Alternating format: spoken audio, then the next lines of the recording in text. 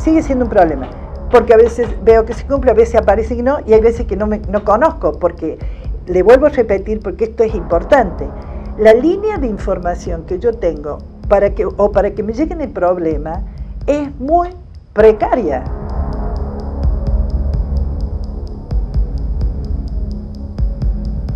El viernes 14 de mayo, Pablo, se produjo la sentencia contra el femicida Naim Vera Menem.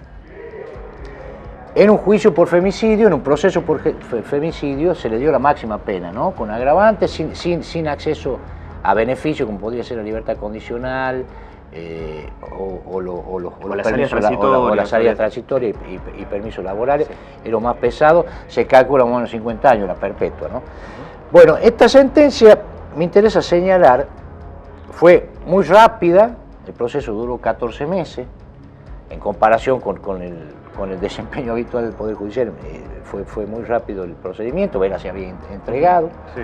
Y su defensa no interpuso, digamos, maniobras dilatorias, y la sentencia era previsible, era un femicida confeso, entonces era previsible que se le impusiera esta pena máxima. Entre las singularidades que yo anoté de esta sentencia y que le da un carácter importante al fallo en términos de precedente, bueno, tienen que ver con las características del caso en sí mismo, ¿no?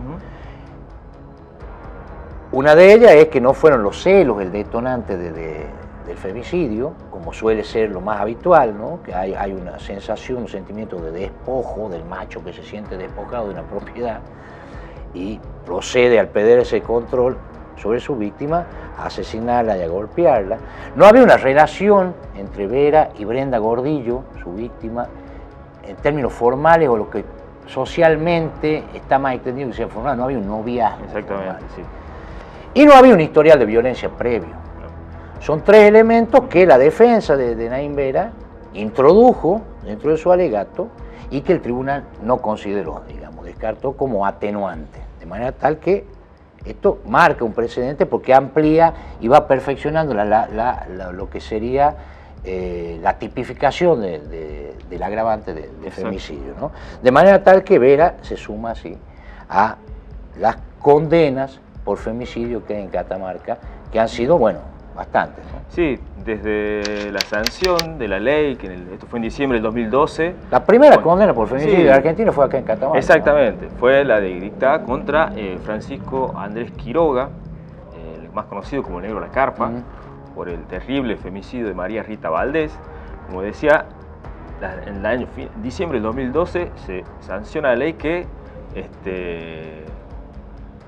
designa al agravante, al femicidio como agravante del artículo 80, esto es decir, del homicidio agravado. A partir de esa ley, de esa modificación, en Catamarca, incluyendo la condena a Naim Vera, son 9 ya las condenas que llevan el agravante del femicidio. Pero, si repasamos rápidamente, Francisco Andrés Quiroga, Negro La Carpa, por el crimen de Rita Valdés, Damián Bebecano. En este caso, recordemos, Bebecano tiene una particularidad, 2 condenas por prisión perpetua por el crimen de María Eugenia Rojas y el de Susana Aguilar. 2 femicidios ahí. Pero solamente, ahí hacemos una salvedad, el caso de María Eugenia Rojas fue caratulado como femicidio. Manuel Hernández, por el asesinato de la niña Keila, esto fue en Fiambalá, la niña de 15 años, que también marcó un precedente importante en la justicia porque fue la primera condena por un femicidio no íntimo, es decir, que no había un vínculo, una relación previa entre Hernández y la víctima. Luego, Miguel Ángel Rodríguez, por este hecho ocurrido en Londres, en el departamento Belém, Esteban Castaño, Jorge Luis Burgos, autor del doble crimen de la Ribera, y ya los más recientes, en el año 2019, Diego Herrera, Custodio Quinteros, por el crimen de Susana Villagrán, esto en el departamento Santa Rosa, bueno, y el más reciente, de Naim Vera. En esta lista hay una serie de hechos de casos que tienen como particularidad de que existió una denuncia previa o antecedentes previos de violencia. El caso de Negro La Carpa es el más resonante, una denuncia por amenazas realizada días, semanas antes del hecho. Exactamente, María Rita Valdés. Sí. Luego, en el caso de Miguel Ángel Rodríguez, llegó a estar detenido por una causa por lesiones en Belén, y fue liberado porque bueno, no tenía antecedentes por la naturaleza del delito que se le imputaba. El fiscal en ese momento, Jorge Flores, había dispuesto su excarcelación y 10 días después cometió el terrible asesinato. Esteban Castaño, no había denuncias, al menos digamos, no se han asentado en la justicia, no han quedado asentadas, pero el entorno de la víctima, de Julieta Herrera, conocía, sabía, y eso quedó clarísimo en el juicio, de los antecedentes de violencia, de persecución, de hostigamiento que había de Castaño contra Julieta Herrera. Y después, bueno, para recordar también otros hechos, femicidios, pero que están impunes. Tenemos dos, que son los de María Condorí y de Celeste Chasqui Moreno, bueno, que ambos casos los hemos abordado en 7 y medio. Estos hechos ocurridos en octubre del año 2013 todavía permanecen impunes. Bueno, no parece haber de tal manera un problema en lo que hace a las condenas, ¿no? Al esquema legal que da sustento a las condenas con este agravante de femicidio. El problema parece estar más bien en lo que tiene que, las fallas del sistema, en lo que tiene que ver en las posibilidades de prevención y de protección a las víctimas. En este sentido, hemos entrevistado a actores del Poder Judicial para analizar este escenario y cuáles son las condiciones que tiene la justicia de Catamarca, el sistema de seguridad de Catamarca, para amparar a eventuales víctimas de femicidio y de violencia de género en general.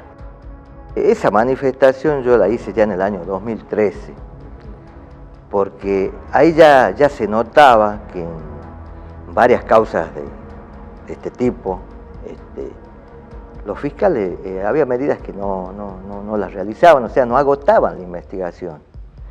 ¿Me entiende? Uno no les dice que sí, que tiene que mandar a juicio, que no, se les decía que investiguen.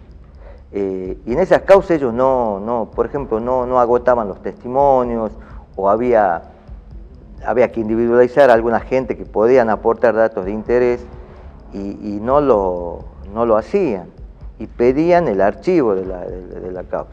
O también, hay una frase que ellos tienen, que son conflicto intrafamiliar, dice, que exceden el ámbito penal. Y obviamente que si son la violencia cuando se da en el ámbito de un hogar, obviamente que es interfamiliar.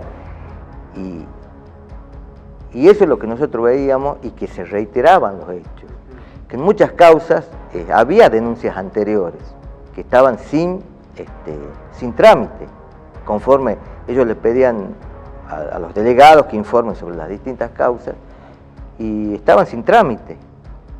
Y no obstante eso, ellos lo mismo, ellos decían, bueno, acá no vemos que sea tan grave, es una cuestión familiar, intrafamiliar, y pedían el archivo de la causa. La violencia de género exige una serie de pautas que quizás en otro tipo de agresiones a veces no hay que investigar. Por ejemplo, ahora, y estas pautas han sido dadas por la Procuración de la Nación, por ejemplo, en la Corte de Justicia Suprema de la Nación, cuando una persona va y se retracta, es obligación de los fiscales investigar a qué se debe esa retractación, o para hablar en un término claro, cuando van a levantar la denuncia. A nivel nacional, la Procuración, el Procurador de la Nación ha sacado un protocolo en el cual, en ese caso, los fiscales deben investigar cuáles son los motivos que lo han llevado a levantar la denuncia, a retractarse de la violencia económica, que eso se da en muchos casos, que es cuando la mujer no tiene otra entrada y el único ingreso que hay en el hogar es el del hombre. Entonces, a veces, ¿qué pasa? Y esto yo, cuando era fiscal, por ejemplo, a veces se detenía una persona y cuando llegaba al otro de la fiscalía estaba la mujer con 3 hijitos. Y que mire, doctor, que mi marido trabaja en una fábrica y que ahora no tenemos para comer, que no tenemos... Y eso la lleva en muchos casos a renunciar a ella, a la dignidad, digamos, como mujer, en beneficio de tener el sustento para los hijos. Yo pienso que muchos de los problemas que hoy estamos viviendo en nuestras estructuras en los poderes judiciales es un problema de organización, ¿me entiendes? Entonces yo, por ejemplo, detecto que hay demoras y cosas, a lo mejor cómo están organizados los sumariantes, a lo mejor en los tiempos que consultan las causas. Es decir, es un tema bastante extenso. Yo creo que esa opinión a lo mejor me la tendrían que requerir si les interesara a las autoridades que pueden llevar la solución al problema. Porque no depende de mí, porque yo no dependo, porque no tengo muy pocas facultades. Y las facultades que tengo, que son de control, porque la primera norma, el primer verbo normativo que aparece dentro de mis funciones es controlar. Pero también se me hace muy difícil el control porque no tengo las herramientas para hacerlo. Y le vuelvo a repetir, yo no puedo andar expediente por expediente o, por ejemplo, entrar a las 7 menos 10 de la mañana, que es el horario de ingreso mío, y decir, a ver, ¿cuál es el criterio de selección para buscar una causa? Entonces, no lo tengo. Entonces el criterio de selección para ver este tipo de cosas y modificar a todo son justamente estos disparadores. Que la gente venga y se queje, que salga una nota en el diario y que diga que hay tantas denuncias, porque no tengo forma, no tengo un sistema informático, no sé cómo se llama, un software, no tengo. O sea, yo entro a la mañana y digo, a ver, este fiscal anoche lo soñé que no lo quería, entonces a él voy a ir y le voy a pedir no tengo criterios de evaluación, no tengo criterios de selección para esto. En el año 17, encontrándome a cargo de la Procuración General, único instructivo porque me vi obligada, pasaban cosas, dicté la Instrucción General 0217, donde ahí yo ya les pido que donde instrumento pautas para la conexidad de los procesos y para centralizar la investigación de un conflicto penal. Este era uno de los primeros problemas que se detectó. Es decir, no es lo mismo que un fiscal tenga una amenaza, y a la semana siguiente otro tenga la otra amenaza, y el otro tenga una lesioncita leve, póngale de 15 días, 20 días, que ya tengamos juntas las amenazas, las lesiones, todo. Y eso yo lo hice a partir del Instructivo General 0217. Sigue siendo un problema, porque a veces veo que se cumple, a veces aparece que no, y hay veces que no conozco, porque le vuelvo a repetir, porque esto es importante. La línea de información que yo tengo para que me lleguen el problema es muy precaria. Yo no adhiero a que los ministerios públicos estén fuera del Poder Judicial. A mí me gusta que esté dentro del Poder Judicial. Sí me gustaría tener independencia y autarquía financiera. A principio de año produjeron gran conmoción a nivel nacional 2 femicidios muy graves. Uno es de Úrsula Bahillo, que estaba en pareja con un policía. Esta chica había hecho varias denuncias en contra de su victimario, a las que el sistema había hecho caso omiso y tuvo este desenlace fatal. El otro fue de Fabiola Echenique, que se produjo en Cafayate. Ella había estado en pareja con un gendarme y había tomado todas las medidas preventivas, digamos, para protegerse de un eventual ataque de su agresor, y terminó este gendarme matándola. De las entrevistas con el juez Maidana y con la jefa de fiscales, con la fiscal general Milagros Vega, surge, es realmente a esta altura de los tiempos, ¿no?, increíble lo artesanal del sistema judicial en lo que tiene que ver con el seguimiento de estos casos de violencia, que por lo general son una escalada. Son más bien aislados los casos que tienen que ver con un estallido aislado, por decirlo de alguna manera, sino que vienen precedidos de denuncias, va escalando hasta que se produce el desenlace fatal o las agresiones mucho más graves. Hay un anacronismo en el sistema, en los recursos que tiene el sistema, que neutraliza cualquier efecto positivo que pueda surgir de la legislación. Por ejemplo, Pablo, ahora se está discutiendo ya la creación, se había aprobado en 2015, de un fuero especial para la violencia de género y de familia. Se imparten, lo que ordena la ley Micaela para formación en perspectiva de género, de la fuerza de seguridad, del Poder Judicial, de, digamos, toda los miembros de lo que es la burocracia del Estado. Sin embargo, todo esto queda neutralizado porque no es operativo, porque el sistema no tiene los recursos suficientes para hacer... No hay una organización. Exactamente, esto es lo que dice concretamente la fiscal. Y en este sentido, bueno, sería interesante saber cómo se lleva adelante un procedimiento, qué pasa una vez que una víctima o alguien que se siente amenazada va y radica una denuncia. Sí.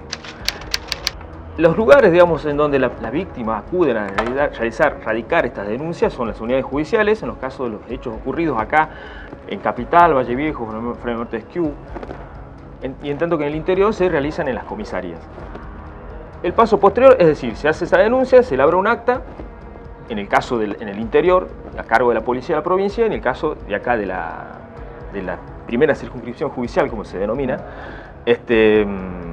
corre por cuenta de la unidad judicial. Puede ser la unidad judicial de acuerdo a la jurisdicción, recordemos que hay 10 unidades judiciales, o la unidad judicial especializada, que es de familia y de género. Posteriormente, estas actuaciones son giradas a la fiscalía, que está en turno. Recordemos que en Catamarca las fiscalías funcionan por turno, no hay especialización, solamente una sola fiscalía especializada. Las demás funcionan por turno y se hacen cargo de todos estos delitos. Quienes tendrán a cargo la investigación del hecho para determinar si exactamente la denuncia que se ha realizado amerita de que se avance con una imputación, con una acusación a esa persona sindicada. Por otro lado, de estas actuaciones que se realizan de la denuncia, interviene también el juzgado de familia, Sí. que ya en ese caso interviene y que toma las medidas de restricción, las prohibiciones de acercamiento, las medidas de exclusión de hogar si fueran necesarias. Lo que ocurre y lo que sale a la luz es que es desconocido el derrotero de estas actuaciones iniciales, si es que no existe por parte de la víctima un seguimiento, la posibilidad quizás de acceder a un abogado querellante para hacerle marca personal, digamos, a la causa y poder conocer en qué quedó, si es que su denuncia avanza o no. Es como si la víctima queda librada a sus propios medios. Exactamente. Y ocurre, esto que es mencionado por la fiscal Vega, el hecho de que encontrarse denuncias diseminadas en diferentes unidades judiciales y que, bueno, que no, al momento, digamos, de comenzar esta investigación, son difíciles de ubicar y lleva un tiempo, muchas veces superior a una semana, que el Poder Judicial pierde ese tiempo que en muchos casos puede llegar a ser determinante. Acá surgen dos cosas. Bueno, este informe se detona a partir de unas manifestaciones del juez de garantía de Maidana, donde insta a los fiscales a concluir y a llevar hasta su última consecuencia, digamos, las investigaciones que tienen que ver con violencia de género, porque él notaba que había no solo demoras, sino causas que prescribían, están por prescribir algunas causas, y que no se agotaban todos los recursos. Uno de ellos era, por ejemplo, no se investigaba por qué razón una de las víctimas podía ir a retirar la denuncia. Y recomienda, bueno, que se indague sobre eso, porque se puede retirar la denuncia por diversos motivos. Lo otro tiene que ver con, como lo hemos señalado, los recursos del Poder Judicial. Este tema de la balcanización, de la atomización de los precedentes o de las conductas de los sujetos. Es increíble que el Poder Judicial no tenga un sistema donde se pueda unificar eso, donde, digamos, en la misma recepción de la denuncia se pueda acceder a cuál es el historial de esa relación y de la persona denunciada, cosa de evaluar cuáles son las medidas más convenientes a tomar, sobre todo en la restricción para que no esté cerca, digamos, para que no corra riesgo la víctima. Y lo otro es, obviamente, la imposibilidad en el transcurso del tiempo de mantener estas medidas restrictivas hasta el infinito y las limitaciones obvias que hay para hacerlas cumplir por parte del sistema. Hay una discusión, una tensión entre el gobierno de la provincia, entre el Poder Ejecutivo y el Poder Judicial, que es sistemática, que es, digamos, crónica, se produce todos los años, que es por los recursos económicos, que es por el presupuesto. Estamos actualmente discutiendo sobre eso, está discutiendo en la legislatura, porque el Poder Judicial requiere más recursos económicos a partir de una historia que tiene que ver con, bueno, estos manejos de orden burocrático. Son 300 millones los que hay en juego en este momento. Hay, obviamente, aumentos salariales que hacia los miembros del Poder Judicial y hacia los trabajadores, digamos, los empleados, los agentes del Poder Judicial.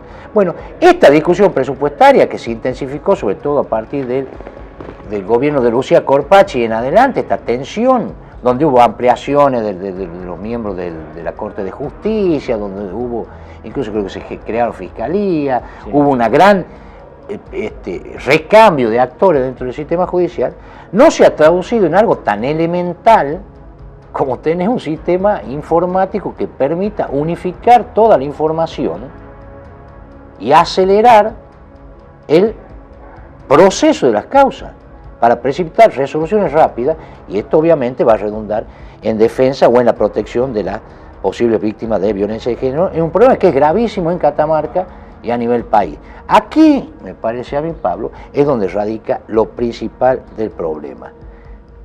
El anacronismo del Poder Judicial en este aspecto se traduce en indefensión y muerte. Y la ley orgánica del Ministerio Público que está dentro del Poder Judicial es una ley orgánica cuando los fiscales tenían otra función.